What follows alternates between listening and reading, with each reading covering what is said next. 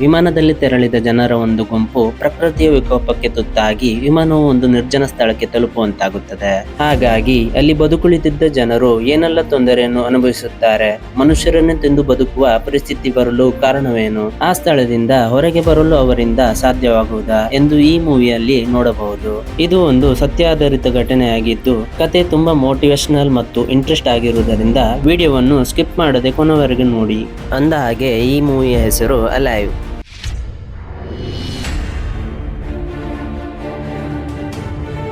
ಕಥೆಯ ಶುರುವಿನಲ್ಲಿ ಒಬ್ಬ ವ್ಯಕ್ತಿಯನ್ನು ತೋರಿಸುತ್ತಾರೆ. ಆ ವ್ಯಕ್ತಿಯ ಹೆಸರು ಕಾರ್ಲಿಟೋಸ್ ಪಾಯಸ್. ಅವನು ಸ್ಟೆಲ್ಲಾ ಮ್ಯಾರಿಸ್ ಕಾಲೇಜಿನ ಹಳೆಯ ರಗ್ಬಿ ತಂಡದ ಫೋಟೋವನ್ನು ನೋಡಿ 20 ವರ್ಷದ ಹಿಂದೆ ನಡೆದ ಒಂದು ಘಟನೆಯನ್ನು ಹೇಳುತ್ತಾ, ಈ 20 ವರ್ಷದಿಂದ ನನ್ನ ಹತ್ತಿರ ಕೇಳುತ್ತಿದ್ದಾರೆ, ನೀವು ಹೇಗೆ ಬದುಕಿದ್ದೀರಿ, ನಿಮ್ಮ ಸ್ಥಳದಲ್ಲಿ ಯಾರಿದ್ದರೂ ಕೂಡ ಬದುಕಿ ಬರಲು ಸಾಧ್ಯವೇ ಇಲ್ಲ ಎಂದು. ಹೀಗೆ 20 ವರ್ಷದ ಹಿಂದೆ ನಡೆದ ಘಟನೆಯನ್ನು ವಿವರಿಸುತ್ತಾನೆ. ಅದು 13 ಅಕ್ಟೋಬರ್ 1972. ಸ್ಟೆಲ್ಲಾ ಮ್ಯಾರಿಸ್ ಕಾಲೇಜಿನ ಹಳೆಯ ಕ್ರಿಶ್ಚಿಯನ್ ರಗ್ಬಿ ತಂಡವು ಮುಂದಿನ ಪಂದ್ಯಕ್ಕಾಗಿ ಚೀಲಿಗೆ ವಿಮಾನದಲ್ಲಿ ತೆರಳುತ್ತಿರುತ್ತದೆ. ಅವರ ಜೊತೆ ಆ ವಿಮಾನದಲ್ಲಿ ಅವರ ಸಂಬಂಧಿಕರು ಕೂಡ ಇರುತ್ತಾರೆ. ಎಲ್ಲರೂ ತುಂಬಾ ಖುಷಿಯಿಂದ ವಿಮಾನದಲ್ಲಿ ತೆರಳುತ್ತಿರುತ್ತಾರೆ. ಹೀಗೆ ವಿಮಾನವು ಆಂಡೀಸ್ ಪರ್ವತಗಳ ಮೇಲೆ ಚಲಿಸುತ್ತಿರುತ್ತದೆ. ಇದು ಜಗತ್ತಿನ ಅತಿ ಎತ್ತರವಾದ ಪರ್ವತವಾಗಿರುತ್ತದೆ. ಇದೇ ಸಮಯದಲ್ಲಿ ಹವಾಮಾನದ ಕಾರಣದಿಂದ ವಿಮಾನವು ತೀವ್ರ ಗಾಳಿಗೆ ಸಿಲುಕಿ ಕೆಲವು ಸೆಕೆಂಡುಗಳ ಕಾಲ ಜರ್ಕ್ ಹೊಡೆಯಲು ಪ್ರಾರಂಭಗೊಳ್ಳುತ್ತದೆ. ಹೀಗೆ ವಿಮಾನವು ಎತ್ತರದಿಂದ ಕೆಳಗಡೆ ಬರುತ್ತಿದ್ದಂತೆ ಪರ್ವತದ ಶಿಖರಕ್ಕೆ ವಿಮಾನದ ರೆಕ್ಕೆಯು ತಾಗುತ್ತದೆ. ಇದರಿಂದ ವಿಮಾನವು 2 ತುಂಡುಗಳಾಗಿ ವಿಮಾನದ ಹಿಂದಿನ ಭಾಗವು ಬೇರ್ಪಡುತ್ತದೆ. ಹಾಗೆ ಕೆಲವು ಪ್ರಯಾಣಿಕರು ಹಾರಿ ಹೋಗಿ ಆ ಸಮಯದಲ್ಲಿ ಸಾವನ್ನಪ್ಪುತ್ತಾರೆ. ವಿಮಾನದ ಎದುರಿನ ಭಾಗವು ಹಿಮ ಪರ್ವತದ ಮೇಲೆ ಜಾರಿಕೊಂಡು ಶಿಖರದ ತುದಿಗೆ ತುಂಬಾ ಜೋರಾಗಿ ಗುದ್ದುತ್ತದೆ. ಇದರಿಂದ ತುಂಬಾ ಜನ ಗಾಯಗೊಳ್ಳುತ್ತಾರೆ. ಹಾರಿ ಹೋಗಿದ್ದ ವಿಮಾನದ ಹಿಂದಿನ ಭಾಗದ ಜೊತೆ 6 ಜನ ಪ್ರಯಾಣಿಕರು ಮತ್ತು ಒಬ್ಬ ಸಿಬ್ಬಂದಿ ಕೂಡ ಮೃತಪಟ್ಟಿದ್ದಾರೆ ಎಂದು ತಿಳಿಯುತ್ತದೆ. ಆ ತಂಡದ ನಾಯಕನಾಗಿದ್ದ ಆಂಟೋನಿಯೋ ಗಾಯಗೊಂಡಿದ್ದವರ ಮೇಲೆ ನೆರವಿಗೆ ತೊಡಗುತ್ತಾನೆ. ವೈದ್ಯಕೀಯ ವಿದ್ಯಾರ್ಥಿಗಳಾದ ಕೆನೆಸ್ಸೋ ಮತ್ತು ಜೆರ್ಬಿನೋ ಗಾಯಗೊಂಡಿದ್ದವರಿಗೆ ತಕ್ಷಣ ಚಿಕಿತ್ಸೆಯನ್ನು ನೀಡುತ್ತಾರೆ. ಮುಂದೆ ಇದ್ದ ಪೈಲಟ್ ನಲ್ಲಿ ಒಬ್ಬನು ಸಾವನ್ನಪ್ಪಿರುತ್ತಾನೆ, ಮತ್ತೊಬ್ಬ ತುಂಬಾ ಗಾಯಗೊಂಡು ಸಾವಿನ ತುದಿಯಲ್ಲಿ ಇರುತ್ತಾನೆ. ಅಲ್ಲಿಗೆ ಬರುವ ಆಂಟೋನಿಯೋ ಪೈಲಟ್ ನ ರೇಡಿಯೋದಿಂದ ಸಹಾಯ ತೆಗೆದುಕೊಳ್ಳಲು ನೋಡುತ್ತಾನೆ. ಆದರೆ ರೇಡಿಯೋದ ಬ್ಯಾಟರಿ ಡೆಡ್ ಆಗಿರುವುದರಿಂದ ಯಾರ ಸಂಪರ್ಕ ಪಡೆಯಲು ಸಾಧ್ಯವಾಗುವುದಿಲ್ಲ. ಸ್ವಲ್ಪ ಸಮಯದ ನಂತರ ಪೈಲಟ್ ಸಾಯುತ್ತಿದ್ದಂತೆ ಇನ್ನೂ 4 ಜನರು ಸಾವನ್ನಪ್ಪುತ್ತಾರೆ. ಒಟ್ಟಿಗೆ 6 ಜನರು ಸತ್ತಿರುತ್ತಾರೆ. ಬದುಕುಳಿದವರು ಅಂದುಕೊಳ್ಳುತ್ತಾರೆ, ಇವಾಗ ರಾತ್ರಿಯಾಗಿದೆ, ಬೆಳಿಗ್ಗೆಯಾಗುತ್ತಿದ್ದಂತೆ ನಮ್ಮನ್ನು ಕಾಪಾಡಲು ರೆಸ್ಕ್ಯೂ ಟೀಮ್ ಬರುತ್ತದೆ ಎಂದು. ಅಲ್ಲಿದ್ದ ಸೀಟಿನ ಕವರ್ ಅನ್ನು ಚಳಿಯನ್ನು ತಡೆಯಲು ಬೆಡ್ ಶೀಟ್ ಆಗಿ ಉಪಯೋಗಿಸಿಕೊಳ್ಳುತ್ತಾರೆ. ಹೀಗೆ ನೋವಿನೊಂದಿಗೆ ಚಳಿ ಇದ್ದರೂ ಕೂಡ ಹೇಗೋ ಒಂದು ರಾತ್ರಿ ಕಳೆದು ಬಿಡುತ್ತಾರೆ. ಮರುದಿನ ಎಲ್ಲರೂ ಸಾವನ್ನಪ್ಪಿದ್ದವರನ್ನು ಹೊರಗಡೆ ತಂದು ಹಿಮದ ಮೇಲೆ ಒಗೆದು ಬಿಡುತ್ತಾರೆ. ಆಂಟೋನಿಯೋಗೆ ವಿಮಾನದ ಒಳಗಡೆ ಸ್ವಲ್ಪ ವೈನ್, ಚಾಕ್ಲೇಟ್ ಮತ್ತು ಸಿಗರೆಟ್ ಸಿಗುತ್ತದೆ. ಅದನ್ನು ಎಲ್ಲರ ಹತ್ತಿರ ತಂದು, ಇದು ನಮಗೆ ಸ್ವಲ್ಪ ದಿನದವರೆಗೆ ಆಹಾರಕ್ಕೆ ಸಾಕು, ಹಾಗಾಗಿ ಇದನ್ನು ಸ್ವಲ್ಪ ಸ್ವಲ್ಪವೇ ಬಳಸಿಕೊಳ್ಳಬೇಕು ಎಂದು ಹೇಳುತ್ತಾನೆ. ಹಾಗೆ ಎಲ್ಲರಿಗೂ ವೈನ್ ಮತ್ತು ಚಾಕ್ಲೇಟ್ ಅನ್ನು ಹಂಚುತ್ತಾನೆ. ಹೀಗೆ ಎಲ್ಲರೂ ಭರವಸೆಯೊಂದಿಗೆ ಕಾದು ಕುಳಿತುಕೊಳ್ಳುತ್ತಾರೆ, ಏಕೆಂದರೆ ಅವರ ಮೇಲಿನಿಂದ ವಿಮಾನ ತೆರಳುತ್ತದೆ. ಹಾಗೆ ಅವರು ನಮ್ಮನ್ನು ನೋಡುತ್ತಾರೆ ಮತ್ತು ನಮಗೆ ಸಹಾಯ ಮಾಡುತ್ತಾರೆ ಎಂದು. ಹೀಗೆ ಸಮಯ ಕಳೆಯುತ್ತದೆ. ಗಾಯಗೊಂಡಿದ್ದ ಜನರ ಪರಿಸ್ಥಿತಿ ಹದಗೆಡುತ್ತದೆ, ಏಕೆಂದರೆ ಅವರಿಗೆ ಸರಿಯಾದ ಚಿಕಿತ್ಸೆ ಸಿಕ್ಕಿರುವುದಿಲ್ಲ. ಹೀಗೆ ಮತ್ತೊಂದು ರಾತ್ರಿಯೂ ಕಳೆದು ಹೋಗುತ್ತದೆ. ಮರುದಿನ ಯಾರಾದರೂ ಸಹಾಯಕ್ಕೆ ಬರಬಹುದೆಂದು ಕಾಯುತ್ತಾ ಕೂರುತ್ತಾರೆ. ಅವರೆಲ್ಲರ ಮಧ್ಯೆ ಸ್ನೇಹ ಬೆಳೆಯುತ್ತದೆ.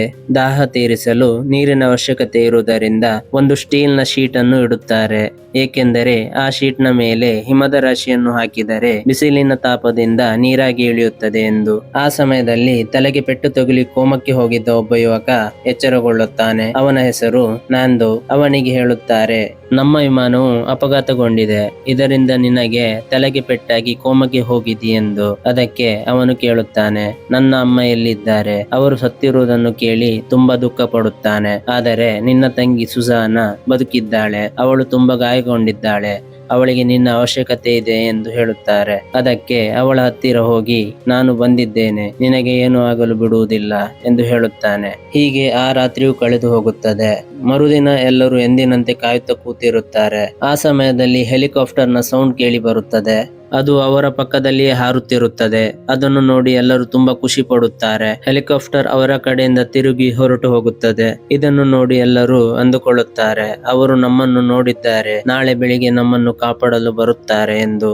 ಹಾಗಾಗಿ ರಾತ್ರಿ ಮಲಗುವಾಗ ಅವರ ಹತ್ತಿರ ಇದ್ದ ಎಲ್ಲ ವೈನ್ ಮತ್ತು ಚಾಕ್ಲೇಟ್ ಅನ್ನು ತಿಂದು ಖಾಲಿ ಮಾಡುತ್ತಾರೆ. ಎಲ್ಲರೂ ಖುಷಿ ಪಡುತ್ತಾ ಮಲಗುತ್ತಾರೆ. ರಾತ್ರಿ ಕಳೆದು ಬೆಳಿಗ್ಗೆ ಆಗುತ್ತಿದ್ದಂತೆ ಎಲ್ಲರೂ ಹೊರಗಡೆ ಬಂದು ಕಾಯುತ್ತಾ ಕುಳಿತುಕೊಳ್ಳುತ್ತಾರೆ. ಆದರೆ ತುಂಬಾ ಸಮಯ ಕಳೆಯುತ್ತದೆ. ಅವರನ್ನು ಕಾಪಾಡಲು ಯಾರೂ ಬರುವುದಿಲ್ಲ. ಹೀಗೆ ಸಂಜೆ ಆಗುತ್ತದೆ. ಆಂಟೋನಿಯೋ ಎಲ್ಲರಿಗೂ ಚಾಕ್ಲೇಟ್ ಅನ್ನು ಹಂಚಲು ಪೆಟ್ಟಿಗೆಯನ್ನು ತೆರೆಯುತ್ತಾನೆ. ಆದರೆ ಆ ಪೆಟ್ಟಿಗೆಯಲ್ಲಿ ಏನೂ ಇರುವುದಿಲ್ಲ. ಇದನ್ನು ಎಲ್ಲರೂ ಖಾಲಿ ಮಾಡಿರುತ್ತಾರೆ. ಆವಾಗ ಆಂಟೋನಿಯೋ ಮಲಗಿರುವುದರಿಂದ ಅವನಿಗೆ ತಿಳಿದಿರುವುದಿಲ್ಲ. ಇದರಿಂದ ಕೋಪಗೊಂಡ ಆಂಟೋನಿಯೋ ಎಲ್ಲರ ಮೇಲೆ ಕೂಗಾಡುತ್ತಾನೆ. ಆದರೆ ಏನು ಮಾಡಲು ಆಗದೆ ಸುಮ್ಮನಾಗುತ್ತಾನೆ. ಅವರು ಇನ್ನು ಬದುಕಬೇಕಾದರೆ ವಿಮಾನದ ಇನ್ನೊಂದು ಭಾಗದಲ್ಲಿರುವ ಬ್ಯಾಟರಿಯನ್ನು ಹುಡುಕಬೇಕು. ಅದು ತುಂಬಾ ದೂರವಿದೆ. ಅಲ್ಲಿ ತನಕ ತಲುಪಬೇಕು. ಏಕೆಂದರೆ ಅದರ ಸಹಾಯದಿಂದ ನಾವು ಇಲ್ಲಿಂದ ಪಾರಾಗಲು ಸಾಧ್ಯ ಎಂದು ತಿಳಿಯುತ್ತದೆ. ಇದರಿಂದ ಅವರ ಗುಂಪಿನಿಂದ 5 ಜನರು ಆ ಸ್ಥಳಕ್ಕೆ ತೆರಳಲು ಸಿದ್ಧರಾಗುತ್ತಾರೆ. ಹೀಗೆ ತುಂಬಾ ದೂರ ನಡೆಯುತ್ತಾರೆ. ಅದರಲ್ಲಿ ಒಬ್ಬ ಮುಂದೆ ನಡೆಯುತ್ತಿರುವಾಗ ಹಿಮದ ರಾಶಿ ಒಮ್ಮೆಲೆ ಕುಸಿದು ದೊಡ್ಡ ಆಳವಾದ ಗುಂಡಿಯ ಕೆಳಗೆ ಜಾರಿ ಹೋಗುತ್ತಿರುತ್ತಾನೆ. ಆ ಸಮಯದಲ್ಲಿ ಉಳಿದವರು ಹಾರಿ ಅವನನ್ನು ಕೈಯಿಂದ ಎಳೆದು ಹೇಗ ಮೇಲೆತ್ತುತ್ತಾರೆ. ಅವರಿಗೆ ತಿಳಿಯುತ್ತದೆ, ತಿನ್ನಲು ನಮ್ಮ ಬಳಿ ಆಹಾರವಿಲ್ಲ. ಇನ್ನು ಮುಂದೆ ಹೋಗುವುದು ಸರಿಯಲ್ಲ. ಏಕೆಂದರೆ ಇನ್ನು ಕತ್ತಲಾಗುತ್ತದೆ. ತುಂಬಾ ಚಳಿ ಆವರಿಸುತ್ತದೆ. ಅದಕ್ಕಾಗಿ ಎಲ್ಲರೂ ಹಿಂದೆ ಮರಳಿ ಬರುತ್ತಾರೆ. ನ್ಯಾಂದೋ ತಂಗಿ ಸೂಸಾನ ಚಿಕಿತ್ಸೆ ಸಿಗದೆ ಸಾವನ್ನಪ್ಪುತ್ತಾಳೆ. ಒಂದು ದಿನ ಆಂಟೋನಿಯೋಗೆ ರೇಡಿಯೋ ನೆಟ್ವರ್ಕ್ ನಿಂದ ಅವರನ್ನು ಹುಡುಕುವ ಕಾರ್ಯವನ್ನು ನಿಲ್ಲಿಸಿದ್ದಾರೆ ಎಂದು ತಿಳಿಯುತ್ತದೆ. ಈ ವಿಷಯ ತಿಳಿದ ಎಲ್ಲರೂ ತುಂಬಾ ನೊಂದುಕೊಳ್ಳುತ್ತಾರೆ. ಹೀಗೆ ತುಂಬಾ ದಿನ ಕಳೆಯುತ್ತದೆ. ತಿನ್ನಲು ಏನೂ ಇಲ್ಲದ ಕಾರಣ ಸಾವನ್ನಪ್ಪಿದ್ದ ಶರೀರದ ಭಾಗವನ್ನು ಕತ್ತರಿಸಿ ಒಬ್ಬರೊಬ್ಬರೇ ತಿನ್ನುವ ಪರಿಸ್ಥಿತಿ ಬರುತ್ತದೆ. ಹೀಗೆ ಕೂತರೆ ಬದುಕಿದ್ದ ಮನುಷ್ಯರನ್ನೇ ತಿಂದು ಬದುಕಬೇಕಾಗುತ್ತದೆ ಎಂದು ತಿಳಿಯುತ್ತದೆ. ಒಂದು ದಿನ ಜರ್ಬಿನ್, ರಫೆಲೋ ಮತ್ತು ಮಾರ್ಟಿನ್ ಸೇರಿ ಬ್ಯಾಟರಿಯನ್ನು ಹುಡುಕಲು ತೆರಳುತ್ತಾರೆ. ಹೀಗೆ ಒಂದು ದಿನ ಪೂರ್ತಿ ನಡೆಯುತ್ತಾ ಒಂದು ಕಡೆ ಉಳಿದುಕೊಳ್ಳುತ್ತಾರೆ. ಆದರೆ ತುಂಬಾ ಚಳಿ ಇದ್ದ ಕಾರಣ ಅವರ ಶರೀರದ ಮೇಲೆ ಹಿಮದ ರಾಶಿ ಪೂರ್ತಿಯಾಗಿ ಆವರಿಸುತ್ತದೆ. ಹೇಗೋ ಚಳಿಯಿಂದ ಆ ರಾತ್ರಿ ಕಳೆಯುತ್ತಾರೆ. ಬೆಳಿಗ್ಗೆ ಆಗುತ್ತಿದ್ದಂತೆ ಅವರು ಮುಂದೆ ಚಲಿಸಲು ಪ್ರಾರಂಭಿಸುತ್ತಾರೆ. ಮುಂದೆ ಚಲಿಸುತ್ತಿದ್ದ ಹಾಗೆ ಅವರಿಗೆ ವಿಮಾನದಿಂದ ಹಾರಿ ಹೋಗಿದ್ದ ಜನರು ಸತ್ತಿರುವ ಸ್ಥಿತಿಯಲ್ಲಿ ಸಿಗುತ್ತಾರೆ. ಆದರೆ ಬ್ಯಾಟರಿ ಸಿಗುವುದಿಲ್ಲ.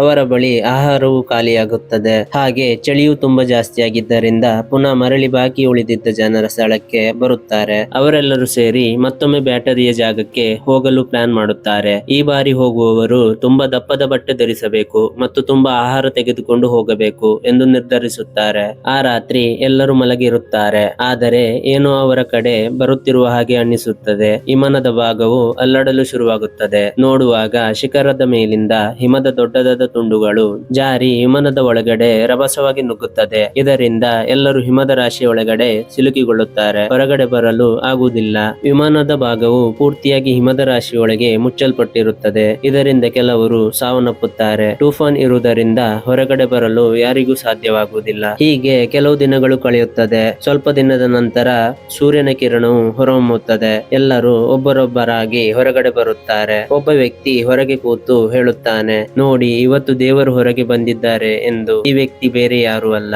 ಕಥೆಯ ಶುರುವಿನಲ್ಲಿ ಘಟನೆಯನ್ನು ವಿವರಿಸುತ್ತಿರುವ ವ್ಯಕ್ತಿಯೇ ಕಾರ್ಲಿಟೋಸ್ ಪಾಯಸ್. ಹೀಗೆ 50 ದಿವಸ ಕಳೆದು ಹೋಗುತ್ತದೆ. ಈ ಬಾರಿ ಬ್ಯಾಟರಿಯನ್ನು ತರಲು ನ್ಯಾಂದೋ ಜೊತೆ ಕನೆಸ್ಸಾ ಮತ್ತು ಆಂಟೋನಿಯೋ ಹೊರಡುತ್ತಾರೆ. ಆಹಾರಕ್ಕಾಗಿ ಮನುಷ್ಯನ ಭಾಗದ ತುಂಡುಗಳನ್ನು ಒಂದು ಕವರ್ ನಲ್ಲಿ ತುಂಬಿಕೊಳ್ಳುತ್ತಾರೆ. ಹೀಗೆ ನಿರಂತರ ಚಲಿಸುತ್ತಾ ಇರುತ್ತಾರೆ. ಕೊನೆಗೂ ಅವರಿಗೆ ವಿಮಾನದ ಹಿಂದಿನ ಭಾಗವಿದ್ದ ಸ್ಥಳಕ್ಕೆ ತಲುಪುತ್ತಾರೆ. ಅವರಿಗೆ ಅಲ್ಲಿ ಆಹಾರ, ಬಟ್ಟೆ ಮತ್ತು ಬ್ಯಾಟರಿ ಸಿಗುತ್ತಿದ್ದಂತೆ ತುಂಬಾ ಖುಷಿ ಪಡುತ್ತಾರೆ. ಹೀಗೆ ಒಂದು ರಾತ್ರಿ ಅಲ್ಲಿಯೇ ಕಳೆಯುತ್ತಾರೆ. ಬೆಳಿಗ್ಗೆ ಆಗುತ್ತಿದ್ದಂತೆ ಬ್ಯಾಟರಿಯನ್ನು ತೆಗೆದುಕೊಂಡು ಹೊರಡಲು ಪ್ರಯತ್ನಿಸಿದಾಗ ಬ್ಯಾಟರಿ ತುಂಬಾ ಭಾರವಿರುತ್ತದೆ. ಇದರಿಂದ ತಿಳಿಯುತ್ತದೆ ಬ್ಯಾಟರಿಯನ್ನು ತೆಗೆದುಕೊಂಡು ಹೋಗುವುದು ತುಂಬಾ ಕಷ್ಟ ಎಂದು. ಹಾಗಾಗಿ ಅವರಿದ್ದ ಜಾಗಕ್ಕೆ ಪುನಃ ಮರಳುತ್ತಾರೆ. ತೆರಳಿ ರಾಯ್ ಎಂಬಾತನನ್ನು ಕರೆದುಕೊಂಡು ಪುನಃ ಬ್ಯಾಟರಿ ಹತ್ತಿರ ಬರುತ್ತಾರೆ. ಏಕೆಂದರೆ ರಾಯ್ಗೆ ಅದರ ಬಗ್ಗೆ ತಿಳುವಳಿಕೆ ಇರುತ್ತದೆ. ರಾಯ್ ಅದನ್ನು ಸರಿಪಡಿಸಲು ಯತ್ನಿಸುತ್ತಾನೆ. ಆದರೆ ತುಂಬಾ ಪ್ರಯತ್ನದ ಮೇಲೆಯೂ ರೇಡಿಯೋ ಸರಿಯಾಗುವುದಿಲ್ಲ. ಇದರಿಂದ ತುಂಬಾ ಬೇಸರಗೊಳ್ಳುತ್ತಾರೆ. ಹೇಗೋ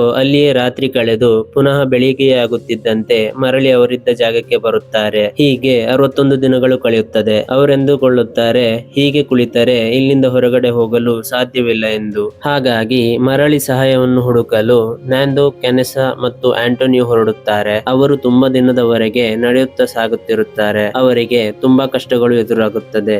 ಆದರೂ ಮುಂದೆ ನಡೆಯುತ್ತಿರುತ್ತಾರೆ. ಹೀಗೆ ತುಂಬಾ ದಿನ ಕಳೆಯುತ್ತದೆ. ಆಂಟೋನಿಯೋಗೆ ಮುಂದೆ ನಡೆಯಲು ಸಾಧ್ಯವಾಗುವುದಿಲ್ಲ. ಅಲ್ಲದೆ ಅವರ ಹತ್ತಿರ ಇದ್ದ ಆಹಾರವು ಕಡಿಮೆಯಾಗುತ್ತದೆ. ಹಾಗಾಗಿ ಆಂಟೋನಿಯನ್ನು ಪುನಃ ಮರಳಿ ತೆರಳಲು ಹೇಳುತ್ತಾರೆ. ಅದಕ್ಕೆ ಆಂಟೋನಿ ಒಪ್ಪಿಕೊಳ್ಳುತ್ತಾನೆ.